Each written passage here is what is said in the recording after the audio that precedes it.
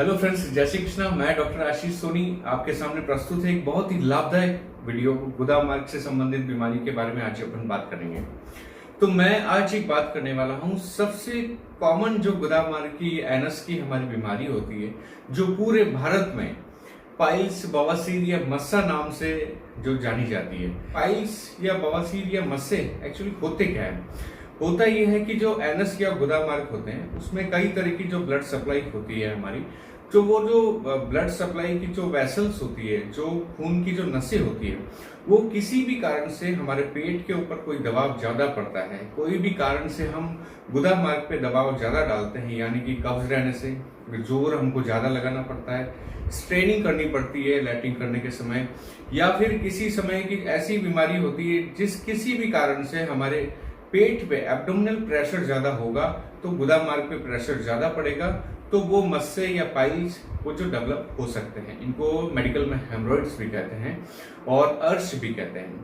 तो बेसिकली ये पाइल्स को समझना जरूरी है कि वास्तव में हमारी बीमारी पाइल्स ही है या फिशर है या फिर फिस्टुला है। मेरा एक वीडियो है जिसमें आप तीनों में डिफरेंस अच्छे से जान सकते हैं, तो उसको भी आप देख सकते हैं। हम यहाँ पे आज पाइल्स की बात करने वाले हैं।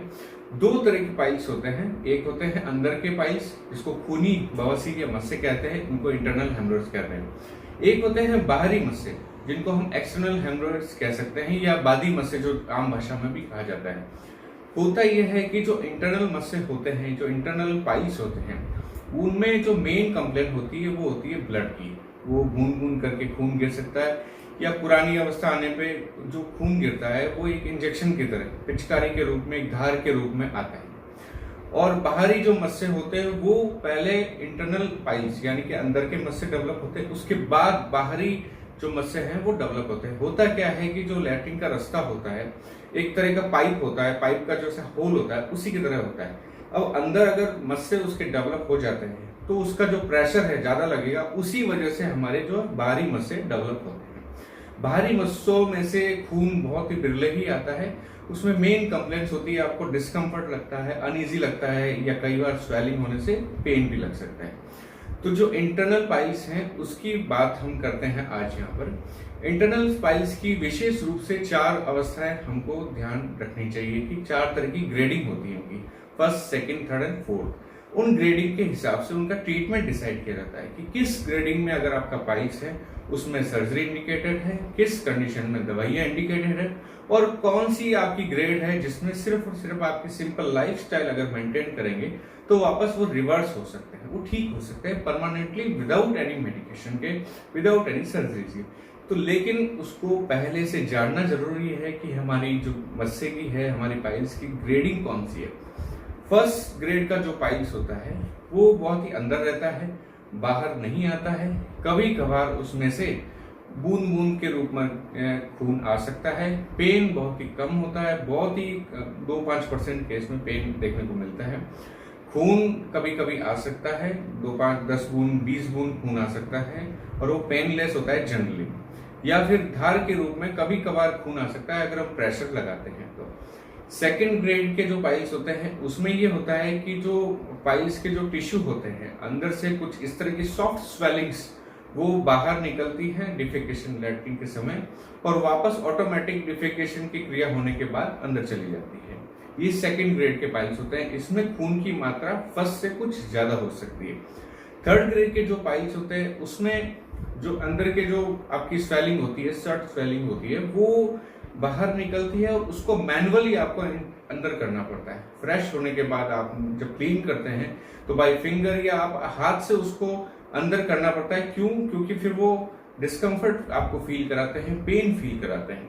तो ये थर्ड ग्रेड के जो पाइल्स होते हैं उसमें ब्लड की मात्रा फर्स्ट सेकंड से और भी ज्यादा आ सकती है, पिचकारी के या जेट के रूप में आ सकती है।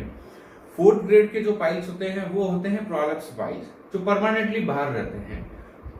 उसमें से आपको अगर फ्रेश होने के बाद क्लीन करते हैं तो बहुत मुश्किल से अंदर जाते हैं या फिर अंदर नहीं जाते हैं, और वो एक तरह की इमरजेंसी तकलीफ भी हो सकती है अगर उसमें सूजन हो गई तो। ये 4 तरह की ग्रेडिंग आपको ध्यान रखना बहुत जरूरी है, क्योंकि इसी पे ही इनका ट्रीटमेंट डिपेंड करता है। जो फर्स्ट ग्रेड के पाइल होते हैं वो आपकी सामान्य दिनचर्या से, जो शुरुआती जो स्टेज है पाइल्स की, वो आपकी सामान्य दिनचर्या मेंटेन करते हैं। आपका सिटिंग अगर ठीक है, बहुत ज़्यादा है तो उसको थोड़ा ठीक करें। सेडेंटरी लाइफस्टाइल अगर है आपकी तो फिजिकल एक्टिविटी को इंक्लूड करें। खाने में फाइबर ज़्यादा जोड़ें जिससे आपको स्ट्रेनिंग नहीं करनी पड़े, जोर नहीं लगाना पड़े लैट्रिन में। और साथ में आपकी जो लिक्विड लेने की इंटेक की क्षमता है वो थोड़ी अच्छी होनी चाहिए। और आप जो फ्रूट्स है, ड्राई फ्रूट्स हैं और तरह तरह के जो सब्जियां हैं, हरी सब्जी है, ग्रीन वेजेस हैं, वो आपको लेना चाहिए। और कुछ ऐसे लोकल एप्लीकेशंस होते हैं ऑइंटमेंट वगैरह, वो आप उसमें फर्स्ट ग्रेड के पाइल्स में लगाते हैं तो वो आसानी से ठीक हो सकते हैं। सेकंड ग्रेड के जो पाइल्स होते हैं उनमें आपको जरूरी है कि एक बार आप डॉक्टर से संपर्क करें। वो आपका पैरेक्टल एग्जामिनेशन और प्रोक्टोस्कोप से एग्जामिनेशन करके देख सकते हैं कि जो हेमरॉइड्स हैं वो किस स्थिति में हैं। आपको एक हेमरॉइड है, 2 हेमरॉइड हैं या 3 हेमरॉइड हैं या और भी ज़्यादा है, तो इसलिए आपको उससे डॉक्टर से परामर्श लेना जरूरी है। कुछ ऐसी मेडिसिन दी जाती है और साथ में आपका लाइफस्टाइल मैनेजमेंट किया जाता है, तो सेकंड ग्रेड के पाइल्स भी रिवर्स हो सकते हैं।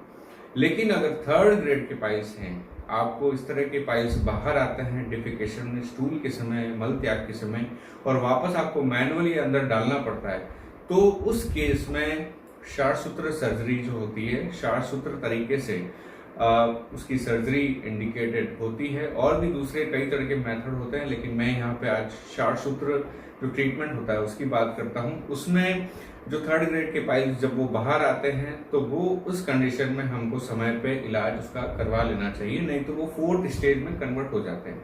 और फोर्थ स्टेज में जब कन्वर्ट होते हैं तो उसकी सर्जरी थोड़ी सी बड़ी होती है, घाव बड़ा बन सकता है, तो कई तरह के ड्रॉबैक उसके हो सकते हैं और इमरजेंसी कंडीशन भी आ सकती है। तो इसका समय पे इलाज कराना बहुत जरूरी है। तो इन 4 तरह की ग्रेडिंग का बिल्कुल ध्यान रखें। अपने आप को पहचानें। हमारी बीमारी इस तरह की अगर समस्या आती है, हमको शौच के समय ब्लड आता है, पेन नहीं होता है या ज्यादा क्वांटिटी में आता है, आपको पाइल्स के लक्षण दिखते हैं, तो तुरंत डॉक्टर से जरूर संपर्क करें और बीमारी को जरूर जानें। उसमें कंफ्यूज ना रहें कि हमें घर पे ही आप इलाज ले रहे हैं या इधर उधर किसी झोला छाप के पास इलाज ले रहे हैं या कुछ और भी उपाय कर रहे हैं, ऐसे घरेलू जो भी कर सकते हैं, लेकिन किसी चिकित्सक से परामर्श से कर सकते हैं। आप घरेलू उपाय भी करते हैं तो आयुर्वेदिक डॉक्टर से संपर्क करके जरूर करें। दोस्तों, पाइल्स एक्चुअली बनते क्यों हैं और कौन सी पोजीशन पे होते हैं? यूजुअली होता क्या है कि जो घड़ी होती है हमारी, उसमें जैसे 3 बजता है, 7 बजता है और 11 बजता है, यानी कि 3, 7 और 11, मेडिकल टर्म में इसको 3, 7 और 11 ओ क्लॉक पोजीशन बोलते हैं, जो हेमरॉइड्स या पाइल्स की होती है। यूजुअली जो पाइल्स होते हैं, मस्से होते हैं, उन्हीं स्थान पर सबसे ज्यादा होते हैं, उन्हीं को हम प्राइमरी हेमरॉइड्स कहते हैं।